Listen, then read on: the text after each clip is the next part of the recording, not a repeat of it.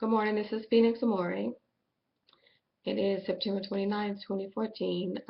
Starting different video vlogging about spiritual topics, and one of the main topics that I'm going to dive into is about dream interpretation. So this morning, I kind of wanted to give an idea to people about my personal language with God or the higher power, and how I finally started understanding and being able to decrypt the messages.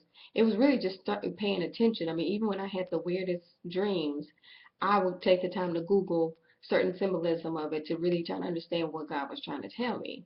And it's strange because I started dreaming about X-Men. One particular dream I had and when I was on a job is that I had to run out of this building to escape these men that were chasing me. And I had to kind of jump. And I remember I had tears in my eyes, so I knew in the dream I was hurting. And I was crying. And I remember I screamed so loud that it shattered um, the building. And I realized once that situation with that particular job happened, that kind of is what happened. There was an incident that happened, and it broke me down to a point that I got so angry that I took matters into my own hand and I handled it. And so I got that symbolism in that dream and started paying even more attention after that. And one of the things that I realized is I would dream a lot about being Phoenix, i.e., my name being Phoenix Amore. That's kind of where I started linking some of the messages I was receiving. If you remember Phoenix, she died trying to save, the kids and the team, and then when she quote unquote came back, she was, she was basically a telepath initially because she was Jean Grey, but when she came back from that death, she kind of had developed even more, I guess, gifts, if you want to say it. So she was angry because everybody was trying to use her for those gifts. And so she didn't know who to trust. So I've got that message too. And that's kind of how I've been the past year, is kind of looking around me like, damn, people can be some shady using ass people. And, so it is what it is. It's life. And that's why, I have these dreams and I just kind of keep it moving.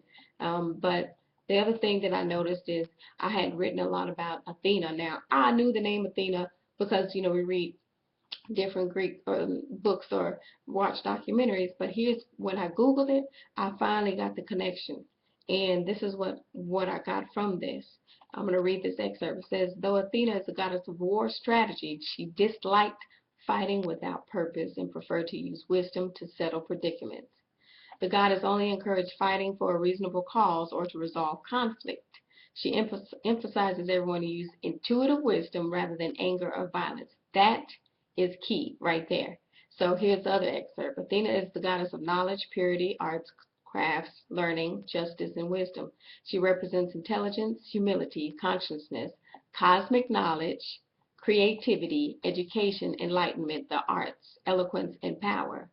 She stands for truth, justice, and moral values. She plays a tough, clever, independent role. That's huge. Now, if you heard all that, it said that she did not like fighting without a purpose. So the irony of it is her brother was Aries, and Aries was the type of person that just liked to fight to fight. Sometimes he'd get power hungry and just fight for no reason. Now it was just is what it is. That's the nature of Aries. But Athena was more the type that stepped back and said, "What? Why are we fighting? What are we going?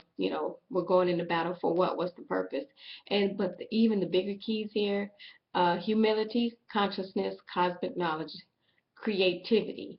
That's huge right now because the consciousness with this Neptune and Pisces, as people grow spiritually, cosmic knowledge. That's the whole connection I have with astrology and understand kind of the bigger order of things. But that humility is the key right there because people that know me know I'm always talking about egos and how they destroy things. And so when I read that one word, I said, that is me to a T.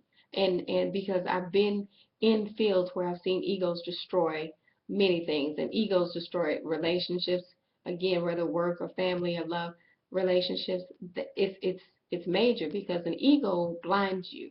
And if you remember what it said, um, intuitive wisdom rather than anger and violence. So egos usually link with that anger and violence because the ego have you snap in a minute, go off, and your ego being bruised or whatever makes you pop off, and then there you go. Violence coming down the pipeline, and then sometimes, I mean, look at some of the wars we're in now. We're fighting based on ego. So the point of this whole video is to let people know, start paying attention to the dreams and the symbolism that you're getting, because it can also be very healing, but at the same time, God could be trying to tell you something. So I look forward to sharing more videos. Take care.